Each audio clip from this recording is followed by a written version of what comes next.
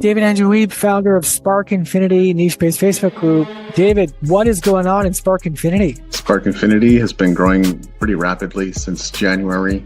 We started with literally 4 or 5 members, now to well over 1,400 people, serving creatives and creators, poets, artists, visual artists, musicians, actors, actresses. What should members of Spark Infinity be prepared for? What are the live shows about? We like to interview people and get a sense of who they are, the kind of things they do, highlight them, and especially their amazingness, their personality, their superpowers, whatever makes them great. That's what we like to highlight in those conversations. So how could members of Spark Infinity also benefit from Bump Global? For one thing, there are so many amazing heart-centered founders of various niche-based Facebook groups that if you wanted to be interviewed, you could just put yourself in the middle of the storm and find all kinds of groups to be featured in and interviewed in all day long. And the other thing is, if they have the desire and the work ethic to build their own niche-based Facebook group and blow it up, that's another opportunity that's waiting for them. And I only see things growing from there. Welcome to Spark Infinity Office Hours, where creative journeys unfold in real time. In these intimate sessions, our hosts open their creative playbooks to share fresh discoveries, current experiments, and hard-won insights from their personal artistic paths. Whether diving into recent breakthroughs or working through creative challenges, each Office Hours session offers a raw, unfiltered look at the creative process in action. Join us to explore the practical tools, mindset shifts, and unexpected revelations that shape our ongoing evolution. Quote of the day goes something like this: "Don't try to be perfect, just be an excellent example of a human being." Who said that? Tony Robbins. Totally applies to today's presentation. Today's date is November 20th, 2025. And if you happen to be watching this on any other day, well, you're just much better at time travel than I am. And I need to know all your secrets. Today's topic, we are continuing with self-publishing. It's this month's topic, I should say, not just today's topic. And I think, hopefully, my audio issues have been solved. Would love to tell me. Tell me in the comments whether the audio sounds better than it normally does. It should. I'm streaming inside Chrome instead of Firefox. I'm pretty sure that was the issue. Don't know why Firefox was mangling my audio. I'm using high quality equipment. I'm not saying this is the most expensive microphone in the world, but otherwise I'm using pretty high quality equipment. I expect it to work, and I think it should be working now. Do let me know. All right, let's get into today's conversation: production and publishing, making your book professional from manuscript to masterpiece. Although I honestly feel like we've talked about a lot of this already, these are the topics people said they needed more information on. That's why we're covering them. Might seem like we're going over a lot of the same information we've already gone over. It might seem like we're talking about a lot of the same things we've already talked about, but this is what you requested. This is what you said you wanted in this particular program. That's why we're covering it. All right. First thing of the day: DIY versus hiring out. As we've already seen, there are many things you need to be thinking about when self-publishing a book. The major categories we'll consider here as it pertains to doing it yourself or hiring out, because there are other things you could do yourself. There are other things you could hire yourself, but we'd be here all day if we talked about all of them. So the main categories we're looking at are format or design, formatting and interior layout, which is also known as interior design, and editing. Though, like I said, to some extent, we've kind of talked about these already, but this is the information you said you needed. So let's continue on. Let's first talk about cover design. Cover design matters a lot, might even be the most important thing of your book. Might be, but I think the title's pretty important too. I would say if you're not a graphic designer, it would be in your best interest to find one.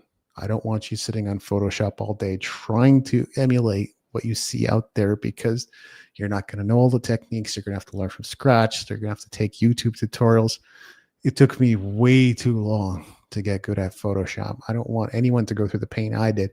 It was difficult for me. It was not easy. I've learned to be a competent designer. Some people like my design skills, like to utilize me in that capacity. But gee, I'm not a graphic designer. I have that ability, I have those skills, but I certainly don't think of myself as a professional graphic designer. So if you're not a designer, let's not start from scratch. It's going to take you a long time to learn Photoshop. Even using Canva, to be honest, you're just using templates and stuff that people have already created. So yeah, there's some decent things there, but if you really want to stand out, and I think you do want to stand out, I'd say prepare to invest in a good cover. I will also point out that there are some affordable services out there. You can find affordable designers on marketplaces like Fiverr. And if you're going to go with Fiverr, I would suggest trying out multiple designers. Give it to 3 people, give it to 5 people, because you're not going to be paying a lot per designer.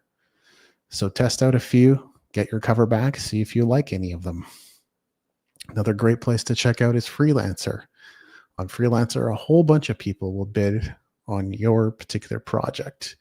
So you'll be able to view many different iterations on different book covers and ideas, and you can pick from the one that you like most. And that's why Freelancer is great for a lot of things. That's freelancer.com.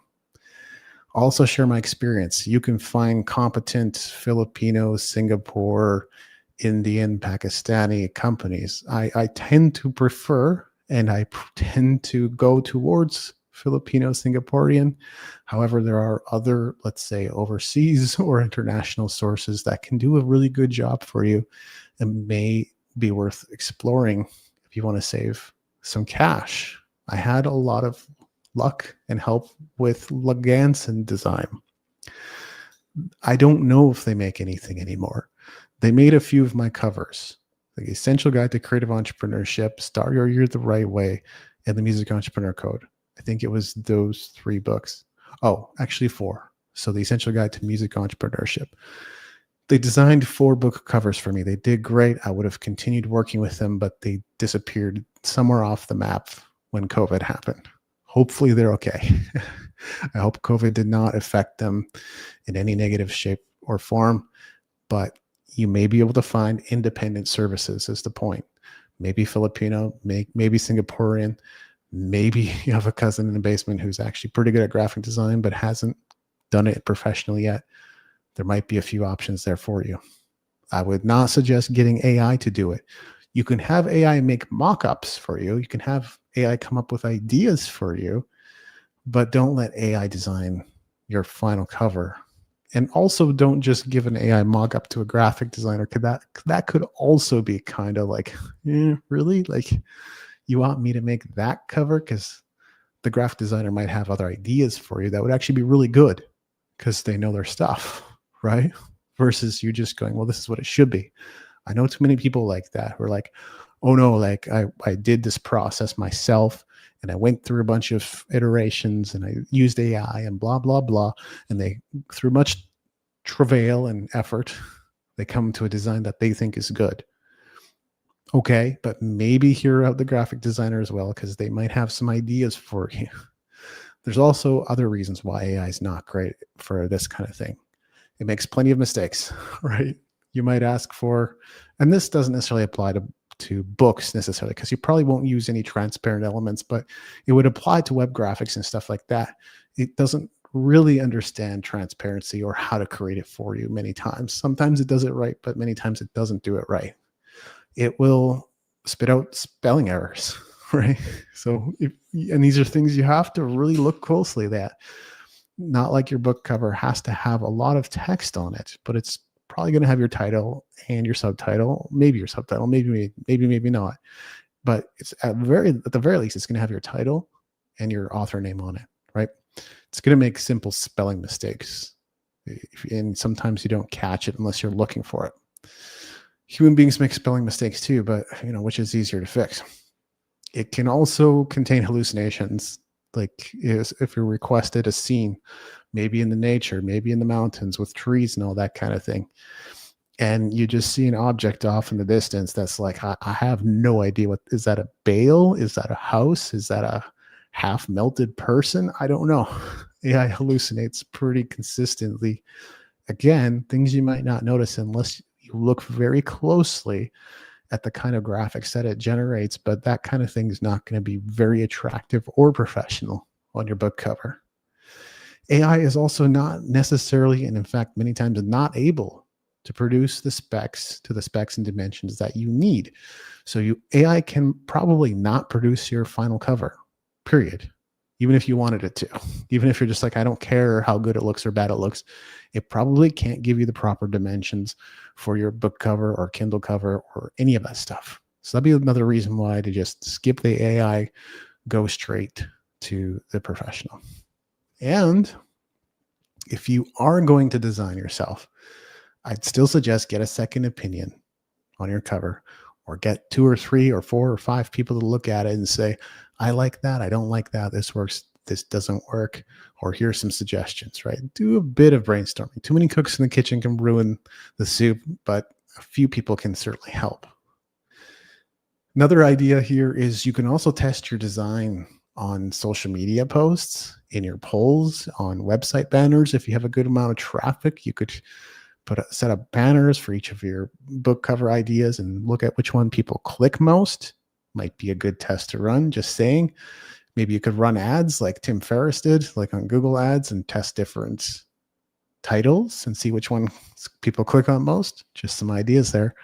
Well worth trying out. Let's talk about formatting and interior layout and whether to hire out or do it DIY. So if you've never had to format a document in a program like Word or Google Docs or any of those others, so like some of them will kind of do it for you. But if you don't have experience with that, it's going to take some time to learn the process of even just putting Roman numeral pages and then regular numeral pages. If you want to use 2 columns, but you also want it to switch back to 1 column, all that kind of stuff really can take a while and can be a little bit frustrating. And I've had to go through that process myself. The thing is, professionals are very easy to find. When it comes to something like interior layout, it's probably not a project that requires hours and hours and hours of their time. It might be somewhere in the 2 to 5 hour range per book, maybe even less. So it's not something that should be super expensive. It really just depends on what level you hire people at. I would suggest it's well worth looking at other books for inspiration, whether you're going to do it yourself or have someone else do it. At least get a sense of what you like, what looks good, what you feel is going to work for your book. And also just follow best practices while also incorporating some innovation, right? The whole point of self-publishing is freedom. Why not exercise that freedom? You're not handcuffed to having things be a certain way.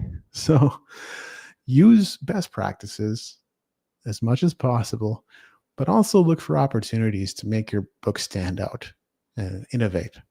So still a good idea to use readable fonts. Absolutely. Still a good idea to create a table of contents unless there's a really good reason not to. It's a good idea to include page numbers. It's not relevant for just ebooks because you don't need to put page numbers in. That's kind of done automatically for you, but for paperbacks and hardcovers, so print editions, you'd want to include page numbers. And then other than that, why not take some chances, right? Step outside the lines a little bit and see what you can come up with that might be intriguing or innovative. Let's look at editing. I really feel we talked a lot about editing already in the previous session. So I don't know. There's not a whole lot of new ground to cover here, but here's what I'll add.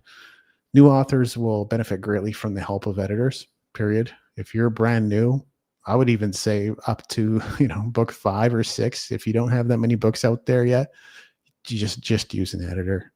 At least for the first 2 or 3 books, I would say they can help you avoid the same errors in the future.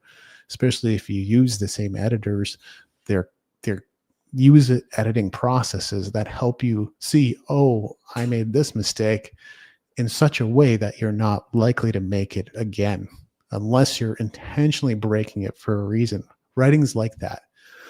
So utilize an editor, utilize them well, maybe for the first 1, 2, or 3 books, if you want it to be really good.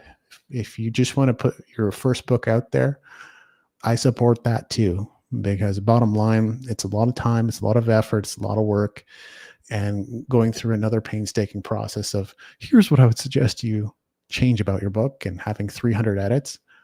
I ran into that situation with Flashes of Elation, which was supposed to be my 8th book and ended up being my 10th or 11th book or something like that. So I know the pain of editing as well, but it's a good idea to do for your first 1 to 3 books, because it will reinforce some good habits.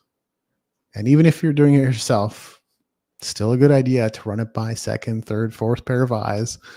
It doesn't have to be a seasoned reader, doesn't even have to be an editor, just some people who are willing to go through your content, look it over, check for things.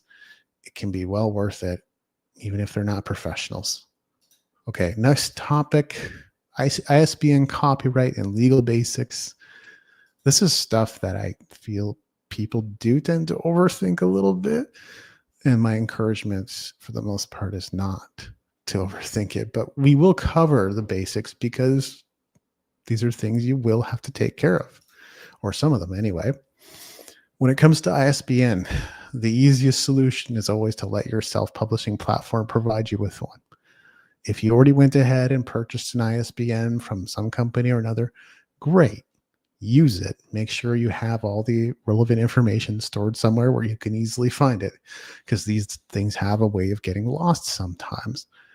But the easiest way, whatever platform you're using, Amazon KDB or Ingram Spark or whatever else, they can probably give you an ISBN, and so you don't really even have to think about it.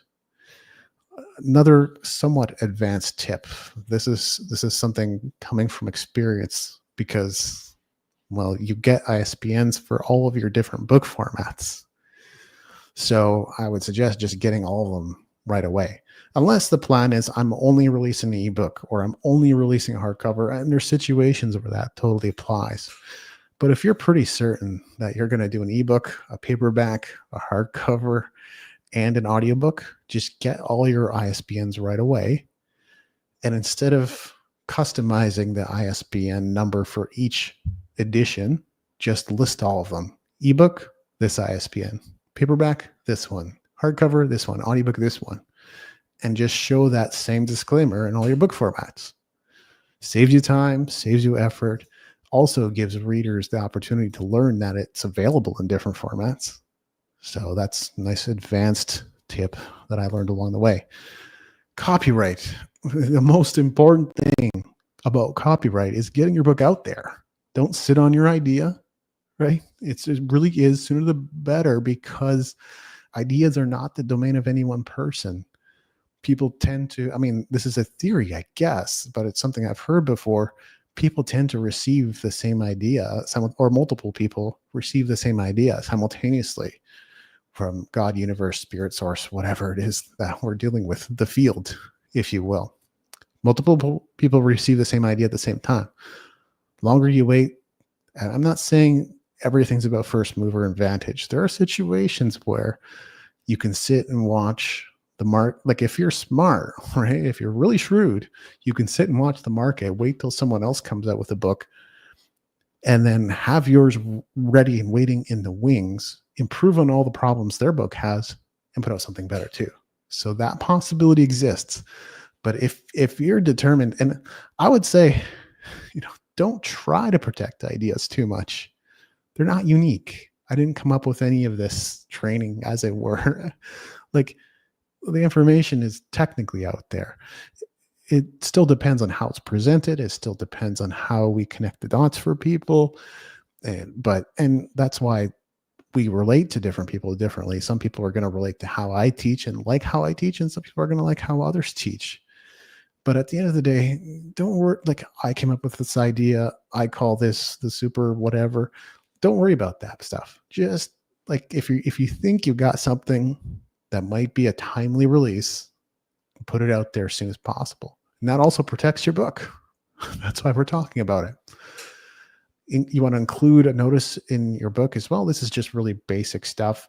Usually in the disclaimer, if you have got a paperback and hardcover edition, you might also put this on the back of your book, or the back cover. Not necessary, not strictly. That can be a design decision, but that's a good place for it.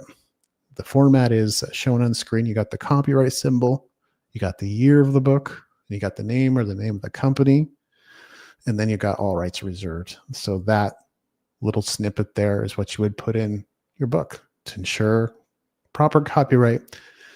And you can take steps to register it as well. Like once your book is published and out into the world, it is basically yours. But some countries, some specific situations certainly couldn't hurt to take advantage of their copyright service to register your book and take that extra step. There's one in Canada, there's one in the United States, there's going to be one in your country. So if it's a requirement of your country, obviously do it. If it's not particularly a requirement, but you still feel like it's something that would help you or put your mind at ease, do it. A few legal basics: to the extent possible, only use your own content. That's really the safest bet when publishing a book, because the moment we start using other people's content, that's where different situations may apply. Here are a few basic things you really don't need permission to mention.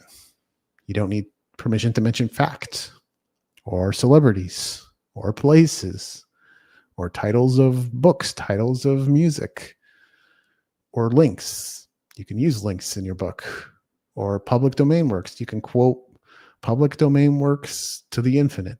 You can quote as much of a public domain work as you want.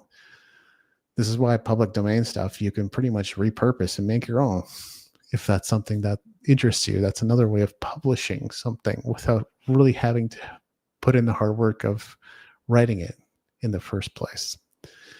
Other types of quotes or registered works could require licensing.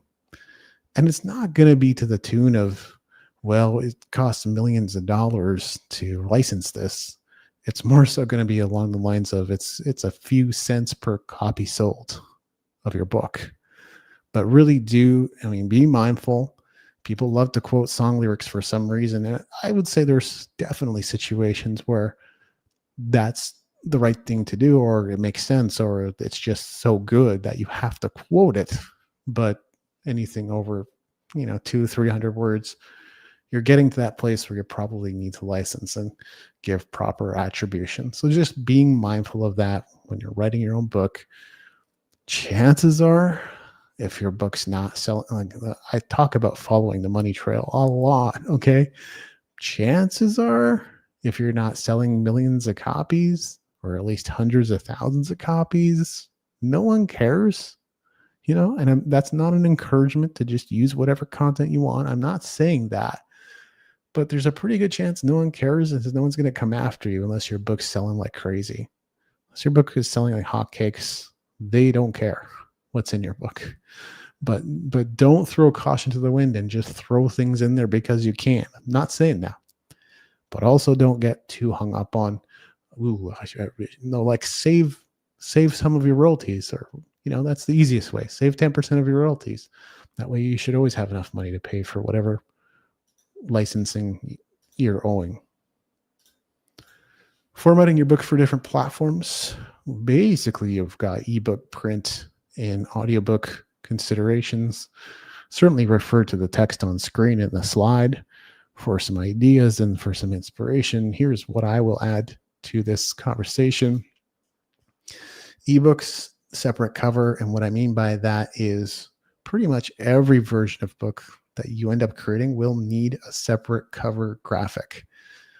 And the ebook graphic has a certain dimensions. It's going to vary by platform, but the one they say to submit for Kindle is 1600 wide by 2560 or 2560 tall. That's the height of the graphic. 1600 by 2560. That's what you need your cover to be, or your graphic to be, for your ebook.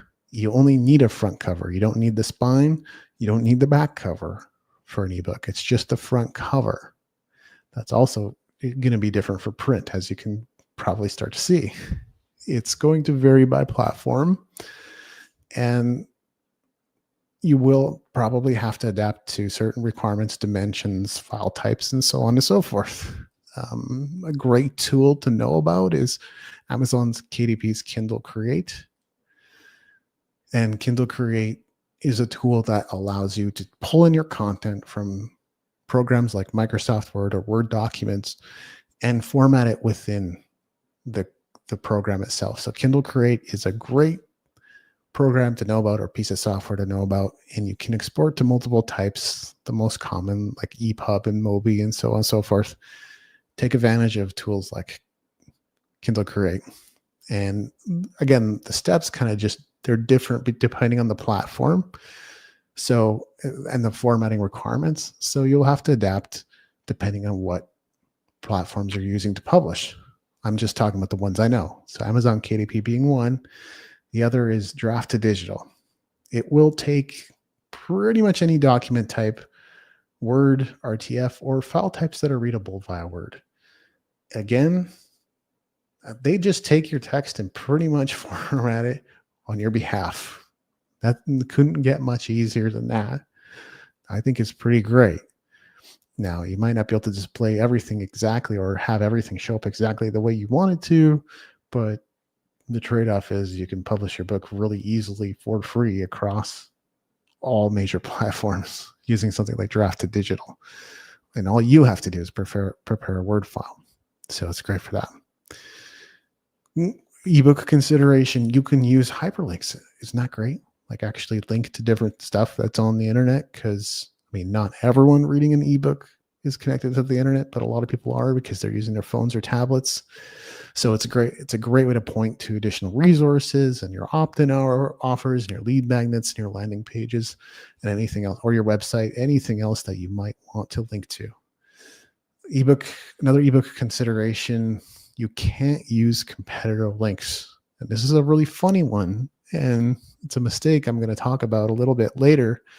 I'll just give you an idea of what that means right now. Well, it's kind of arbitrary at the end of the day. It's not easily defined, but basically Amazon is scanning your book for links to, I think, other resources on their own website even, but including Amazon, but also stuff like Barnes and Noble or any other site it perceives as competition, probably even Walmart. Easy solution is to use a link cloaking tool or a link shortening tool for all of your links. So for the most part, I use davidandrewebe.com/ whatever link name I want it to be. Could be /Amazon, could be /Walmart, whatever it is I want it to be. And that way the link is cloaked.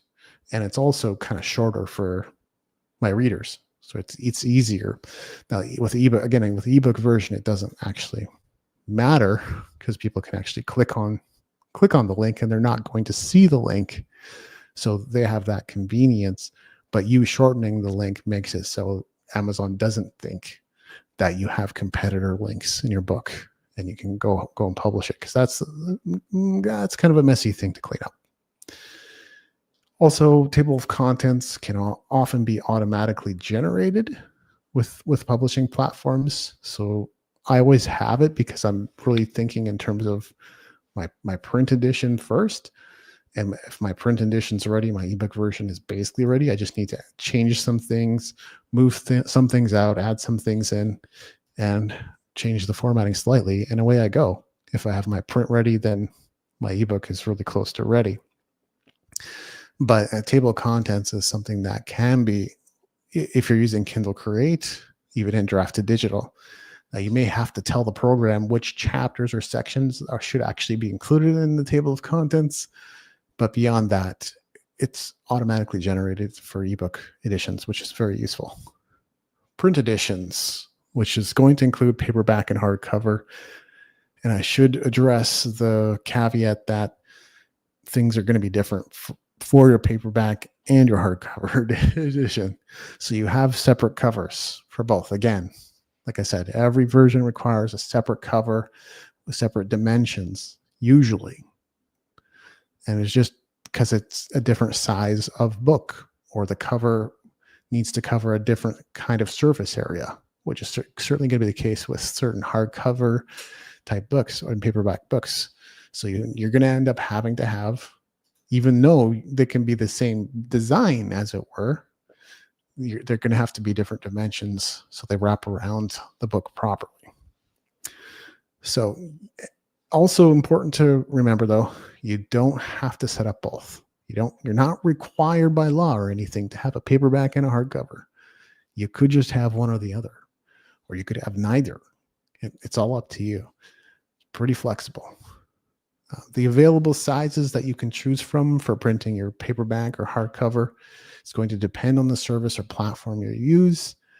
I'll just throw out some popular sizes of those so you're aware of them. There's 5x8. There's 6x9, which I believe is called the Digest. It's the most common. 7x10, 8.5x11, which we should all be familiar. It's like the size of a piece of paper that you typically put in your printer, 8.5x11. And there's many in between. So from pretty small mini guide type sizes all the way up to something that's closer to a textbook or a binder or something like that. This can vary for hardcovers, right? So there's different sizes, but generally the same rules apply. You get to customize your interior layout for print. For ebook, there's not much room to change things. You might be able to swap out fonts or whatever, but even that. But for print, you got to make a lot of design choices, and that's fun. If you, again, this goes back to what I said earlier, but if you don't like fiddling with Word or Google Docs or other processors and layout tools, find a professional. They're probably going to be able to get this done somewhere in the range of 1 to 5 hours, but it could be less than that. It doesn't generally take someone who knows what they're doing a lot of time to be able to put this together for you. With paperback, obviously you can't hyperlink anything. We're not really in the age of books also being a machine, right? We're not there yet, and maybe one day we'll have books that are like that, but that's not the way things are right now. But you can still spell out your web addresses within your print books. And I've seen this more frequently, and it makes a lot of sense. You can use QR codes. It's really funny following the trajectory of QR codes to this point, because upon their introduction, they kind of had exhibited some popularity, particularly in countries like Japan, but really just were not adopted. And then COVID came along, and then suddenly QR codes, everyone was like, oh yeah, I know what that is, and I want to use that. It's really interesting. But now is a good time. In fact, I even used them too I printed up these little promotional postcard type things for my first book and put QR codes on them. So I might have been a little bit early to that game. Now they're popular. Now everyone loves and uses them. So QR codes, good idea for print books. Audiobooks. You're going to need a separate cover graphic. In this case, it's a 2400 by 2400. Unless you're releasing an audio CD, you don't need a spine. You don't need a back cover. You just need a front cover. But that's, again, very different dimensions, because this is a square versus like a Kindle cover. Important to know that there are different methods so you can read the book, but there might be reasons why, especially if you're new to publishing, you wouldn't want to do that just yet. You can have a professional narrator read the book, and you can find professional narrators pretty easily through the ACX program, Amazon's ACX, literally ACX program, or you can have AI read your book too. Amazon's got that feature built in, and it does give you the option of putting out an audiobook without having to put in a lot of work in a very short amount of time. So if it's something you want to test, I think it's still at the experimental stages, right? But you can have AI read your book. It's quick and an easy solution. You can't put hyperlinks in your book. How would you do that? I guess once we get the hologram, maybe then people can tap on something on screen and be taken somewhere. But you can still have you or your narrator or AI read out web addresses, right? And you'll need a proper script, or you'll need to prepare your script. So you have your finished manuscript, right? But it's got a whole bunch of other stuff in there. So like, especially your print edition, you've got a disclaimer. Well, you don't really need your narrator to read most of that disclaimer. There might be little sections that you keep, but you probably don't need them to read the whole thing. So you'd remove that. You don't need your table of contents, right? You might leave some links and have them read them like web addresses out loud. You might remove some or just save them to the end, or not, or just not include resources sections or appendix sections or notes sections and things like that. So you will, and it's just a good thing to be mindful of, if you want to create an audiobook version as well, you have to clean up your manuscript, remove things that don't need to be read, make sure it's ready, especially if you're going to get someone else to read it. You can sort of improvise if you're the one doing it, knowing which sections need to be in and which need to be out. But you're probably still going to end up spending more time in the studio rather than not having your script prepared. Also, nowadays, it's not uncommon to see, this is kind of a cool feature, I would say. It's not uncommon that authors are being interviewed for their own audiobooks now. And that's being kind of tacked on for each chapter, like after each chapter is being read. That might be a cool thing to prepare for as well. Nice little bonus ad for your readers or your listeners. And people might enjoy hearing what you have to say about each chapter in your book, depending on the type of book it is.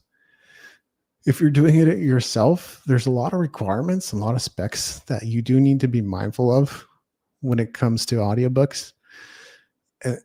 And the reason I'm telling you this really is because unless you kind of have a good sense of what this means or how to do this stuff, you're either going to want to go to a studio to record and have the producer figure this out for you, which is likely, but you're going to have to pay some money, or you're going to get a narrator to do it for you. You'll probably still pay the narrator something, but some narrators are willing to work for just royalties on your book. So good to be mindful of that. But you're going to have to make sure the volume is between -23 dB and -18 dB RMS. I'm already talking Greek to some of you, and I know that. The peak levels need to be less than -3 dBs. The noise floor needs to be less than -60 dB RMS. And you need to create a CBR MP3 file, 192 kbps or higher with 44.1 kilohertz. Some of you got what I just said, but many of you, I'm talking Greek. This is why it might be a good idea if you're going to do the audiobook version to work with a professional in some capacity, either a narrator or a producer. I have the ability to do most of this myself. I'm pretty familiar with the process. I've got equipment, as you can see. Wouldn't be too hard for me to do this even from home. But for a lot of people, that technical stuff can be a little intimidating. Pricing strategy. This is an exciting topic. And at the same time, because I know a lot of people have asked, and they need to know about this stuff. And at the same time, you're a little bit limited in terms of what you can do with your price. Anyway, I'll give you some ideas and I'll give you some thoughts and I'll give you some things to mull over. Because at the end of the day, pricing strategy alone is its own course. We could spend a lot of time on that. We might even be able to spend a full month on that. Maybe not quite, but we'd be able to spend at least 1 or 2 sessions just talking about pricing. So we're just going to glance over a lot of things here. But for books, this is what I would say.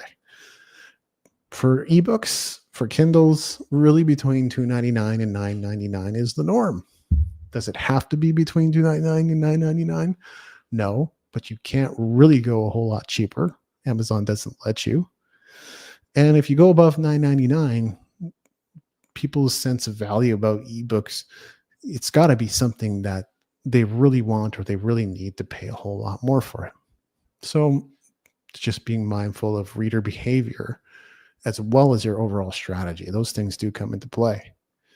You can price differently depending on your strategy. We'll look at that from a few different angles here as we continue to talk about pricing, but you might price it differently depending on what you're trying to accomplish, maybe drive people to another website. And then when they come to this website, they see the price is higher, so they don't feel like buying. But if they go over here, at a lower price, they'll buy it. Stuff like that. You can also use, and I would suggest this for ebooks especially, use book promotions. Amazon's got this feature built in. I would imagine most distribution or self-publishing platforms have this all built in. You can use book promotions to make your book free for a few days. That's a great time to get everyone you know to go and download the book, right? To make it, first of all, hey, I'm just making sure that I got my books up on my platform. I'm just making sure everything works, because you go and click buy. It's $0 right now. Go buy my book. So you can encourage all your people to go and do that. There has a couple of other benefits / reasons to do that. One is because it'll boost your rank.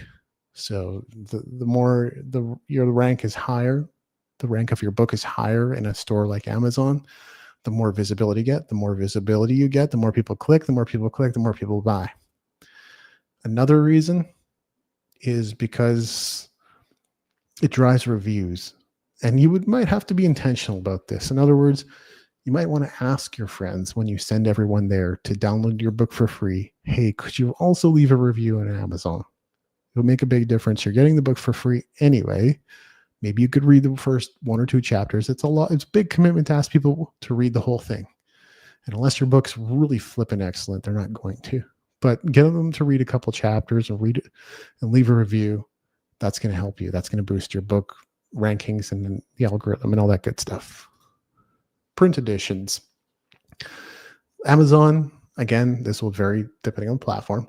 Amazon lets you price it between $10.67. I don't know why the number is so arbitrary. It just is. And $250 US. Very rarely would you price a book at $250.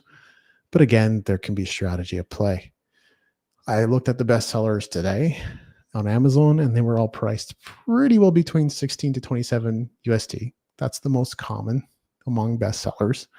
But I've seen books that were 33, 40, 50. So you can find some books at a higher price point, and there might be a good reason for that. It might be a big book. It might be a hardbound book. It might be a special edition book. Those can still become bestsellers without having to be in 16 to 27 range. But that would be good general space to be in. But just keep in mind, it's not a race to the bottom. It's never a race to the bottom. And competitive pricing is just an awful idea. I feel like this is where a lot of people end up. They look at all their competitor books, they price it all out, and they average it out, and then price their book in the middle. Don't do that. That's doesn't do any favors for you, because basically what you're saying is, well, I might not be as good as this guy, but I might be better than this guy or this girl, right?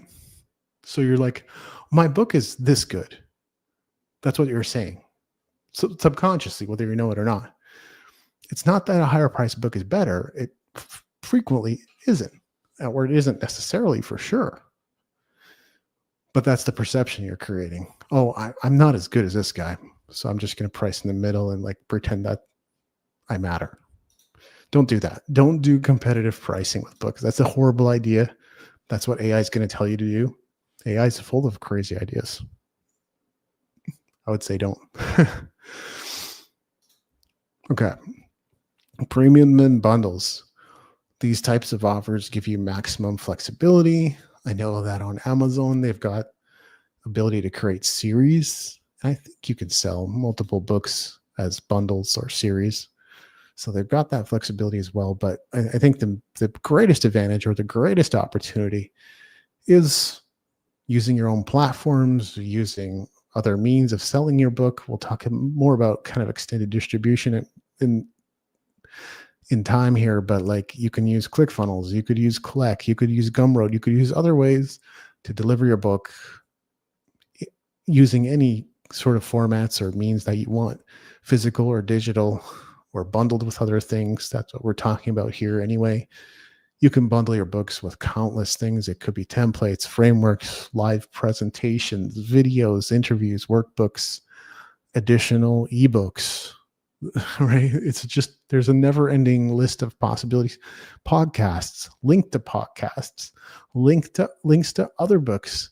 If you've curated stuff and you know stuff that people should know about, and it's really cool, you can bundle your books in so many different ways, and you can use book funnels, stuff like that. That will be what I talked about briefly, or kind of hinted at briefly, with ClickFunnels and Kleck, and using platforms like that to sell your books. You can set up an entire funnel where people are taken to your book offer, and then they're presented with, well, should I get the audiobook? Maybe not. Order bump. Next page, your $120 course. Next page, your $300 mastermind, whatever it is. You're taking people through a few different steps, and you're using your book to generate leads. You're using your book to get a little bit of customer information. Who cares about the cash? These offers are oftentimes free plus shipping. Anyway, so you're asking your customer to pay somewhere between $9 and $20 to pay for shipping, and you're sending them the book. So they're getting a free book. The free book was there. It doesn't matter the amount of money. You're not going to make money off of a $9 to $20 for your book. It's just not going to happen, because shipping costs are pretty high. What that is you're getting their customer information. Now you have a chance to interact with them in a couple different ways, whether you know it or not. And these are the most powerful ways. 1, email, right? Because you'll have their email address. 2, print or direct mail. You can use print mail to follow up. That's powerful. You can send birthday cards. You can send Christmas cards. You can send newsletters. You can send sales letters. I've done this before. So the point of doing something like that, we're not here to talk about funnels exclusively, but that is one of the things that funnels do accomplish. I'll show you a couple things that I've created. Here's one. You can tell the videos from a couple years ago, because my hair was dyed red at the time. It was something I had to do to complete on my end. It was probably a bad idea. I don't think the red really suited me. It kind of looked better when it was faded, like it was in the video there, but it wasn't my best choice. But hey, I did it. I tried it, and it was interesting. So this is the Productivity, Performance, and Profits Black Book. This is one of those long scrolling pages with a lot of information, a lot of testimonials, a lot of sales copy. But all I'm trying to do is convince people and tell them, or really persuade them, not trying to convince them, but persuade them. Hey, I've got something really cool here. It's an award-winning book. It's a hardcover. It's got my best stuff in it about how to get stuff done in your life. And it's suited to all kinds of independent creators. All I'm asking is you pay for shipping. That's all I'm asking. And this gives me the ability to then say, with an order bump, hey, would you like the audio program? And on the next page, people can say yes or no. I'm not forcing them into anything. If the book is all they want, that's all they buy. And some people have done that. But I'm just putting this stuff in front of them, because I don't make money on the book, right? This is still basically a lead magnet. This is something free I'm giving away. And a book is a lot of value to give away. People don't really realize that. It's perhaps more valuable than a live presentation or a podcast episode or an audio recording, at least from my perspective, the amount of time and effort goes into it. It's surprising that most books sell for $15 to $25, really. But that's all this page is here's my book. If you get it, you get a bunch of bonuses. That's not really on the page right now, but I'm going to put it on the page for sure. And you can get the audiobook if you want. And on the next page, it's going to be, hey, by the way, do you want to join my membership? You're here. You learned a little bit about me. You got the book. Now, how would you like to be a part of a community of other creators and keep learning and take some courses, learn more? That's the offer. So this would be a book funnel, or an example of a book funnel. Here's one. And these are all experiments. It's not like they're working perfectly, or they're working exactly as they like, or they're driving millions of sales. Not like that. But these are experiments. These are different ways of engaging my audience. This is something different I tried. I said, okay, for my book, Digital Nomad, I'm going to sell the ebook version. This, because I don't know how much I want to make every book available for free plus shipping. I might, That might be another experiment I try, but it's actually a lot of work to put that all together for every single one of my books. I've got 13 books now. So putting together a free plus shipping offer, again, I'm not earning a cent on that ever. I'm probably losing money on that. It's just for the hope of being able to continue to communicate with that customer and perhaps being able to bring other products to them in the future. That's all this process is. With Digital Nomad, I'm trying something slightly different. I'm saying, here are the 6 bonuses you get when you buy this ebook for $10. That's it. So you're getting over $249 of value. Realistically, it's way more than that, but I'm saying, hey, it's 6 ebooks. So plus the Digital Nomad. So it's really 7 ebooks. That's what you're getting. And well, what do you think? Like, it's $250 of value and you're getting it for $10. So I thought I would try that with my Digital Nomad. So those are to just deepen your understanding, deepen your knowledge of the possibilities of premium and bundling and book funnels and all that sort of thing, which is a rabbit trail we could spend a lot of time on. But we do need to close out this because there's a lot we've covered here and there's still a little bit more we need to get through. These are the questions you asked. These are the things you wanted to know about. We're diving into them. Choosing the right distribution channels. I would not overthink this too much. Unless you have a strategic reason to limit distribution, wider distribution is best. Just go with wider distribution right away. Pay a little bit of extra money if you have to. Maybe depending on the distribution service you choose, you will. But there are a lot that are available for free or technically free that let you put their book on your website in exchange for some of your royalties. Most of the time, these are very good, very fair deals, unless you're using some weird website that no one's ever heard of, bookburner.com or something like that. Maybe that's a thing. I don't even know. I need to think of something even weirder than that, like bookoctopuspickles.com, right? If you're using something like that, then I can't guarantee nothing. But if you're using some of the main platforms, Ingram, Spark, Lulu, Amazon, KDP, these are all fair deals, okay? So I don't like you. There are strategic reasons why you might limit distribution. Maybe you have international rollout.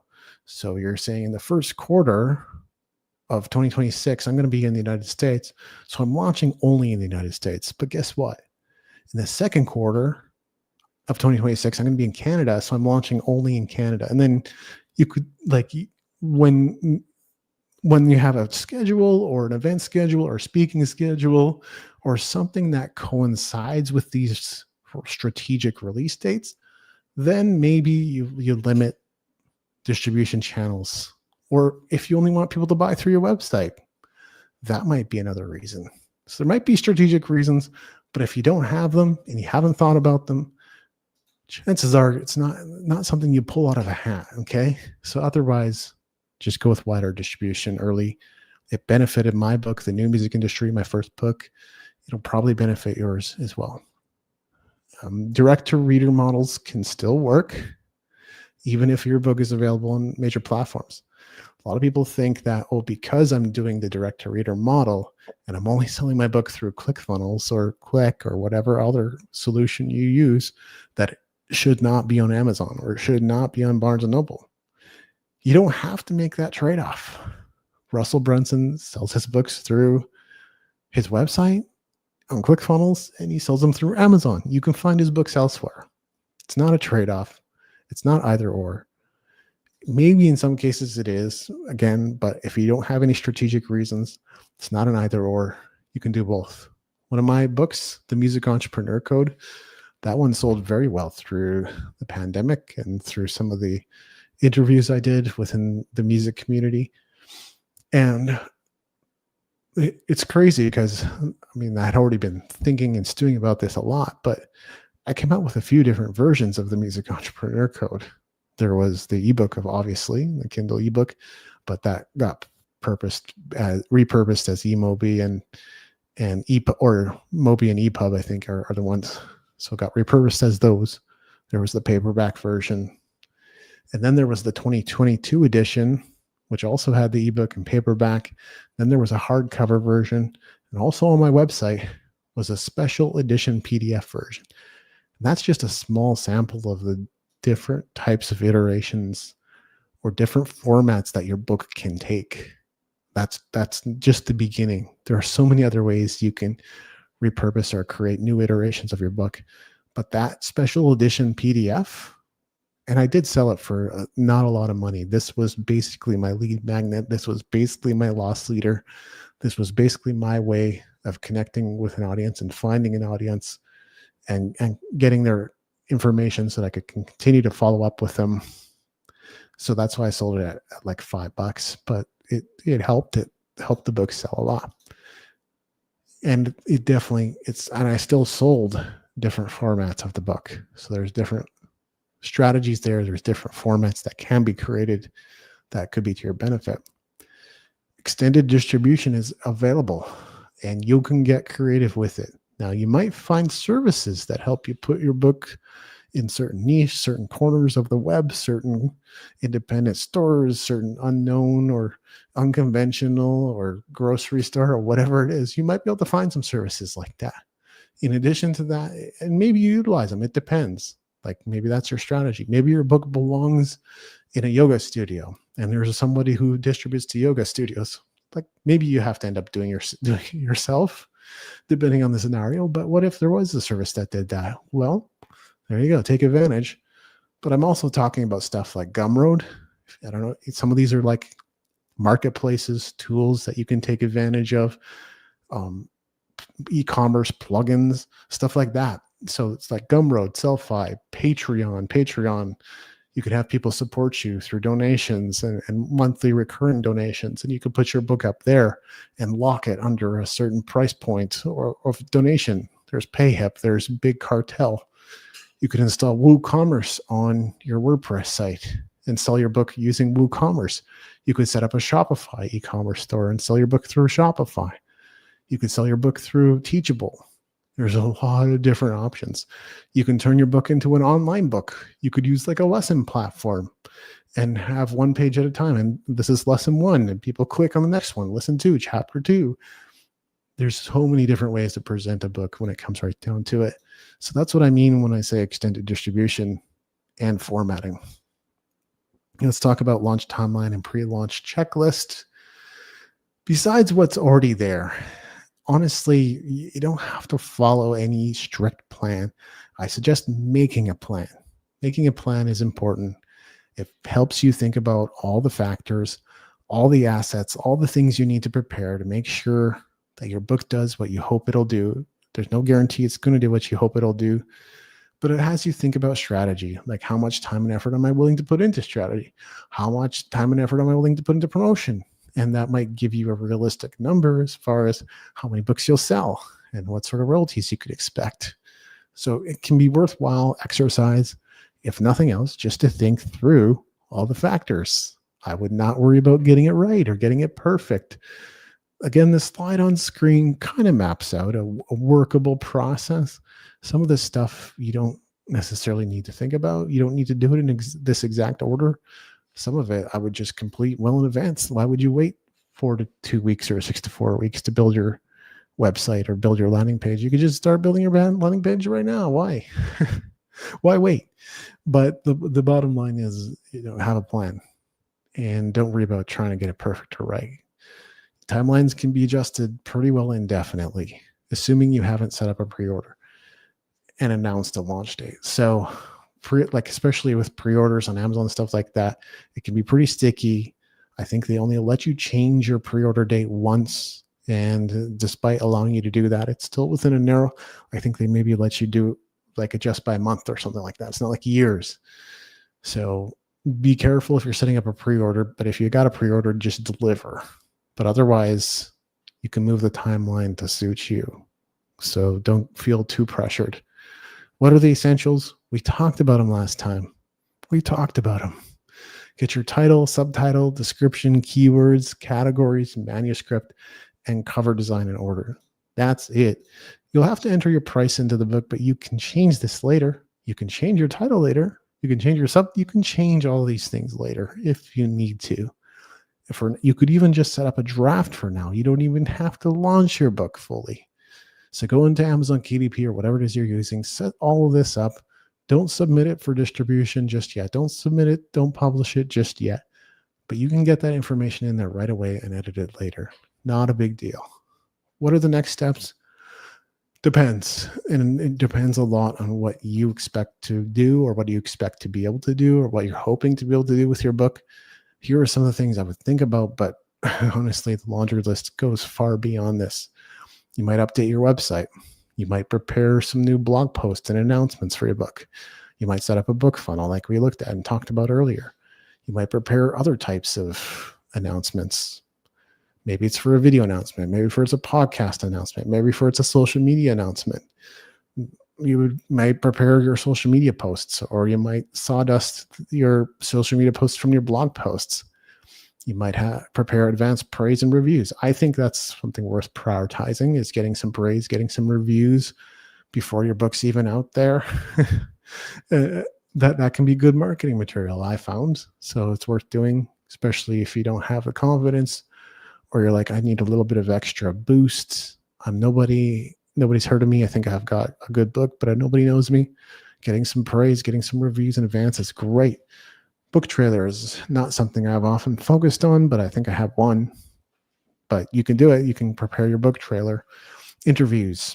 Maybe you could start setting up your podcast circuit. Maybe you could start setting up your radio circuit. Maybe you could start setting up your TV circuit. Maybe you could start your press campaign, right? These are some of the things you would want to think about. But when we get into marketing, when we get into press, the laundry list is just long. There is so much there. That's what I would look at, though. And mostly from your launch timeline, just have the basics ready, like your website, maybe a blog announcement, maybe a few social media posts, maybe a trailer. You don't have to have that. Having some reviews ready is a good idea. That's it. Maybe a book trailer, maybe not. Just put those pieces together in time and you'll be way ahead of most people. You might even be ahead of me if you have all that ready. My biggest mistakes, we'll talk a little bit about, and these were the 5 that I came up with.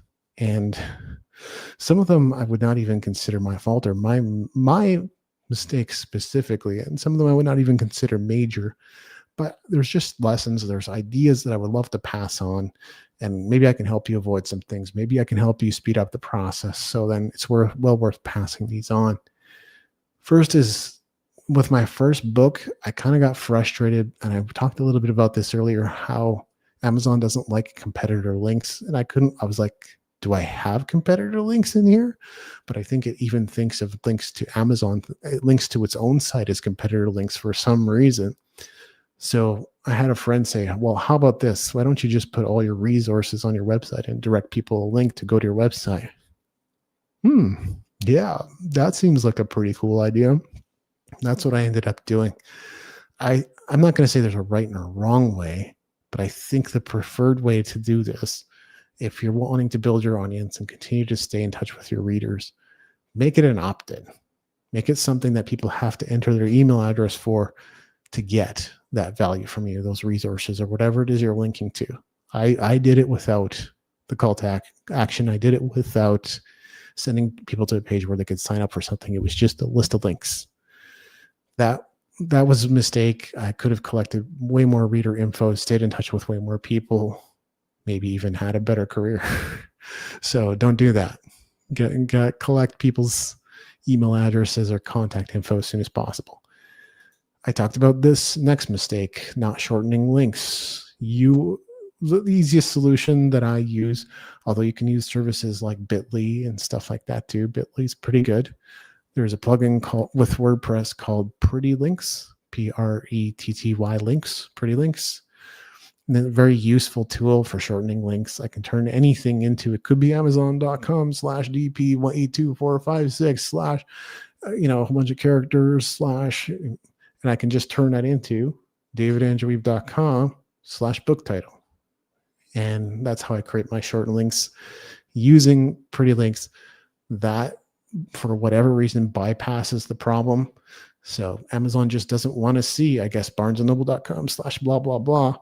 But if it's a short link, if it's using a link shortening service, they don't seem to care. that helps you bypass a lot of problems with any links you might include in your ebook version. Next, DPI requirements. This was a weird one. DPI refers to dots per inch, and it's referring to the resolution of image or picture that you include in your books. I had some imagery that I wanted to include in my first book, The New Music Industry, and most of it was just for formatting. It wasn't like I was trying to include a lot of pictures or illustrations. There was a little bit of that, but just like decorative elements to help support the interior design or the interior layout. And again, I don't really view this as my fault. It just sucks that I had to sit there and try to figure out as a new author. And that was this. They said something, the page on their website said something along the lines of, your images or graphics have to be 299 DPI. By the way, DPI is very easy to set in Photoshop. It's not like a hard thing to do. It's just a numerical value that you put into a form. That's all it is. It does change the size of your image because if there's more dots per inch, it's a higher resolution. That's generally how it works. So it says at least 299 DPI. I kept submitting graphics or images that were 300 DPI, which is above 299, should have worked perfectly, but it kept coming back. It didn't work. My book kept getting rejected. I said, what's going on? Finally, I submit the manuscript with DPI, all the graphics images, 299 exactly. And for some reason that worked. Absolutely ridiculous.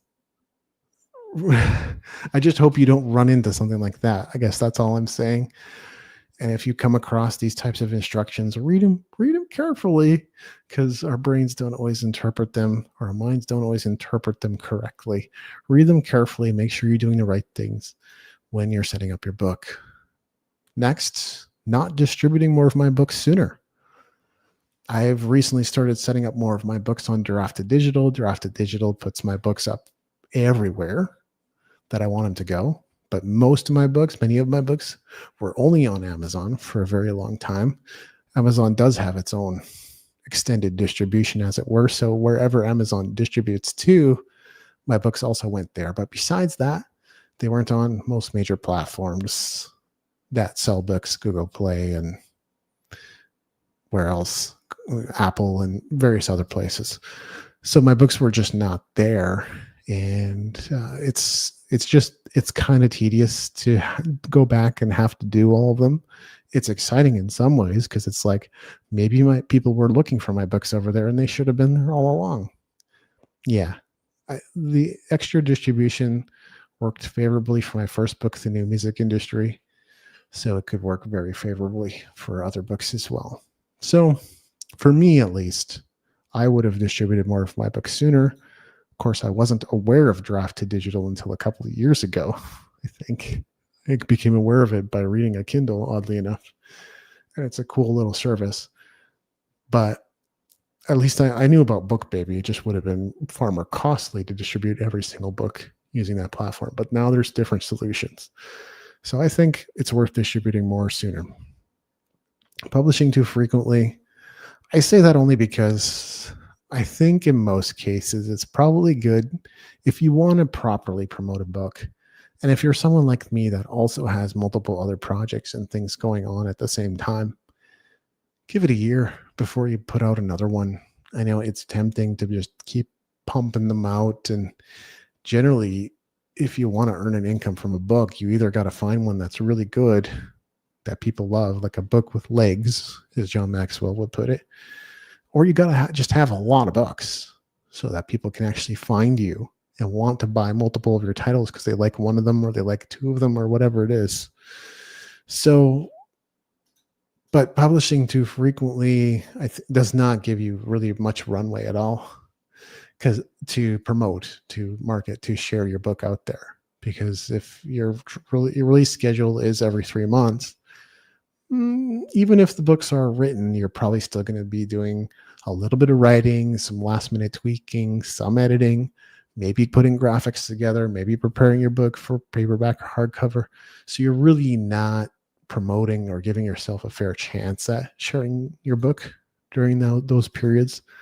So I don't have the answers, but I kind of feel like publishing too frequently could hold you back if you want to see your book get out there more. Giving yourself at least a year of runway to execute your promotion plan is probably ideal.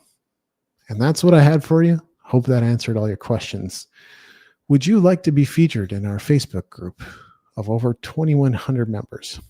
Spark Infinity began as a place for creatives, by creatives, for creators, by creators, and it still is. And the thing we're interested in most is your story. We're more than happy to create presentations to share insights with you as we've done today. And we're hearing people have been enjoying this series. But the thing that brings us the greatest joy is spotlighting you, giving you an opportunity to share your story. Whether it's in an interview, a casual conversation, a round table, or even a show and tell, we're happy to accommodate whatever format suits you best. So if you're ready to go live with us, drop a me in the chat or in the comments. We look forward to talking with you. We still have a lot of people in the group who aren't entirely familiar with the way things work in Spark Infinity. I still see some of you posting your books or your affiliate links or other products or recommendations. We're all here to serve each other. So I don't want to see any of that promotional stuff until you've been on our show at least once. And what better way to showcase your work than to be featured on our show for 30 to 60 minutes? You can talk about all your products, all your affiliate offers. You can talk endlessly and as much as you want about them. So what better way? Again, we're all about spotlighting people, but prefer to do it the right way.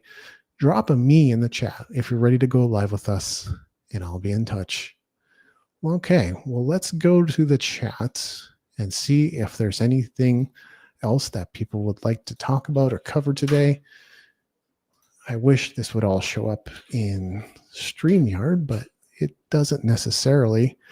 Usually end up having to go to the individual platforms to see the comments that people have left. And very generally, it's usually Savannah leaving a lot of comments on different things. Let's see if there's anything here that we need to address here. No, I think the chats have been quiet tonight, and that's okay. I hope you've gotten a lot of value out of this, and we'll conclude our series on self-publishing next time. See you again soon.